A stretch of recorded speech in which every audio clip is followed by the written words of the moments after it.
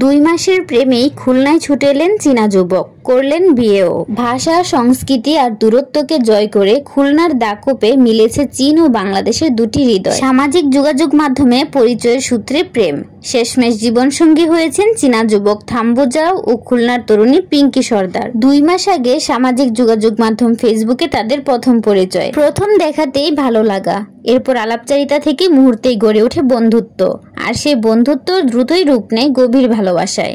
আমাদের সম্পর্ক শুরু হলো ফেসবুক থেকে আমরা কথা বলতাম, কিন্তু প্রথম ওর ভাষা তো আমি বুঝতাম না, ইংলিশে কথা বলতাম। কথা বলতে বলতে ওর ওই দেশে একটা অ্যাপস আছে উইচ্যাট, ওই উইচ্যাটের মাধ্যমে আমরা কথা বলতাম।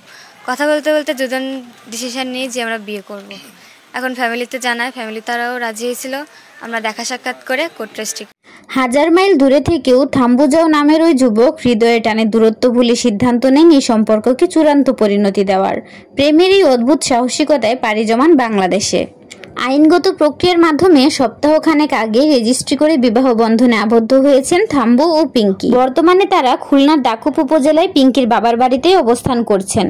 নতুন সংসার আর নতুন পরিবেশে দুজনেই খুশি। পিঙ্কি সর্দার বলেন, আমরা একে অপরকে খুব ভালো বুঝি। থাম্বু খুব সৎ ও যত্নশীল।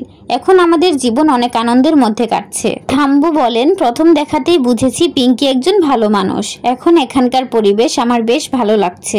ভবিষ্যতে পিঙ্কিকে নিয়ে চীন ভ্রমণ এবং বাংলাদেশে ব্যবসা শুরু করার পরিকল্পনা রয়েছে তার। শ্বশুরবাড়ির নতুন পরিবেশে ধীরে ধীরে মানিয়ে নিচ্ছেন থাম্বু। যদিও ভাষাগত কিছু সমস্যায় পড়ছেন, তবে প্রযুক্তির সহায়তায় মোবাইল অ্যাপের মাধ্যমে নিজের কথা তুলে ধরছেন পিঙ্কির পরিবারের কাছে। শ্বশুরবাড়ির লোকজন ও প্রতিবেশীরাও নতুন এই অতিথিকে বেশ সাদরে গ্রহণ করেছেন। প্রতিদিনই আশেপাশের গ্রাম থেকে মানুষ তাদের দেখতে আসছেন। সবার সঙ্গে হাসি মুখে কথা বলছেন তারা। নবদম্পতির সঙ্গে কথা বলে জানা যায়, চীনের সিচুয়ান প্রদেশে রেস্টুরেন্টের ব্যবসা ছিল থাম্বু জাওয়ের। অন্যদিকে এসএসসি পরীক্ষার পর বাড়িতে থাকছেন পিঙ্কি। তার বাবা স্বপন সরকার একজন ভ্যান চালক। অনেক গরিব ছিল, মেয়েটা কলেজে পড়তে বাদ দিয়েছে, সে কলেজে পড়তে পারিনি। মেয়েটা সুখী রাখুক আর ওর বাবার একটু বাস। ভাষা, সংস্কৃতি আর 1000 মাইল দূরের ব্যবধান সবকিছুকেই হার মানিয়েছে ভালোবাসা।